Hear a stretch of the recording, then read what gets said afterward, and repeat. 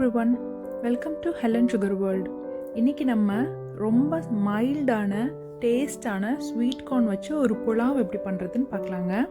இதுக்கு ஒரு அகலமான பாத்திரம் எடுத்து 2 டேபிள் ஸ்பூன் ஆயில் ஊற்றிக்கோங்க. இதில் 1 டேபிள் ஸ்பூன் சீரகம் போட்டுக்கோங்க. சீரகம் நல்லா பொரிஞ்சதுக்கப்புறம் அதில் 6-7 பூண்டை பொடியாக நறுக்கி சேர்த்திக்கோங்க. இதோட ஒரு 3 பச்சை மிளகாயை நடுவில் கீறி அதையும் சேர்த்திக்கோங்க. இதை நல்லா வெள்ளைப்பூடு நல்லா கிறிஸ்பாக ஆகிற அளவுக்கு எண்ணெயிலே வறுத்து விடணும். வெள்ளைப்பூடு நல்லா வறுத்ததுக்கு அப்புறமா இதில் ஒரு பெரிய வெங்காயத்தை பொடியாக நறுக்கி அதில் சேர்த்தணும்.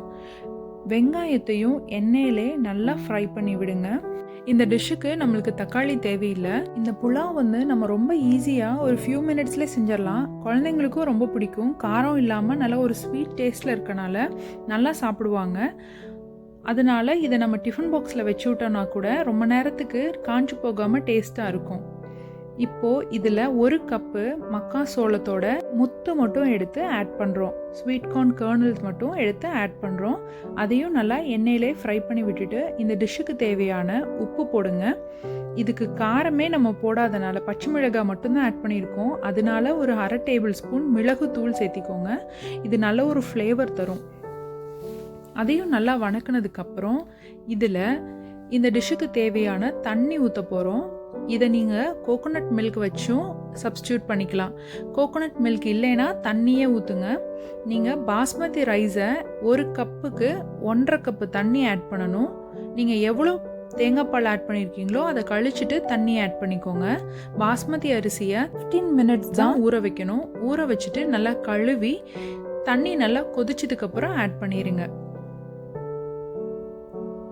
இப்போது இதுக்கு மேலாப்பில் நெய் 2 டேபிள் ஸ்பூன் இல்லை அப்படின்னா எண்ணெயே 2 டேபிள் ஸ்பூன் மேலாப்பில் ஊற்றி விட்டீங்க அப்படின்னா பாஸ்மதி அரிசி ஒன்றோட ஒன்று ஒட்டாமல் நல்லா பொழு பொழுன்னு புலாவ் சூப்பராக வரும்.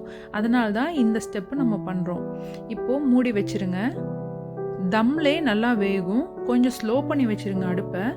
இது ஒரு 10 மினிட்ஸ் இருக்கும். இப்போ ஓப்பன் பண்ணி பார்த்தா ரைஸ் எல்லாம் நல்லா வெந்துருச்சு. புலாவும் ரெடி ஆயிடுச்சு. தண்ணிலாம் வற்றி இதை நீங்கள் மெதுவாக ரொம்ப ஹார்ஷாக பண்ணாமல் ஸ்லோவாக கிளறி விட்டு இறக்கிடுங்க.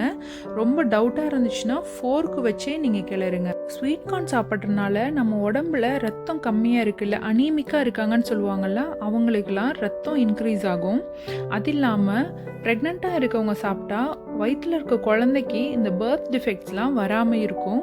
ப்ரெக்னென்சி விட்டமினான ஃபோலிக் ஆசிடும் ஸ்வீட் கார்னில் நிறையா இருக்குது. அதனால் ப்ரெக்னெண்ட்டாக இருக்கவங்களும் சாப்பிடலாம். சுகர் பேஷண்ட்ஸு சாப்பிட்டாங்கன்னா பிளட் சுகர் குறையும், கொலஸ்ட்ராலும் குறையும். அதனால் நீங்கள் ஸ்வீட் கார்னை சான்ஸ் கிடைக்கிறப்பெல்லாம் உங்கள் டயட்டில் சேர்த்திக்கோங்க. ரெசிபி உங்களுக்கு பிடிச்சிருந்துச்சுன்னா என்னோடய சேனலை சப்ஸ்கிரைப் பண்ணுங்கள். அப்படியே பக்கத்தில் இருக்க பெல் ஐக்கனையும் கிளிக் பண்ணிடுங்க. தேங்க்யூ.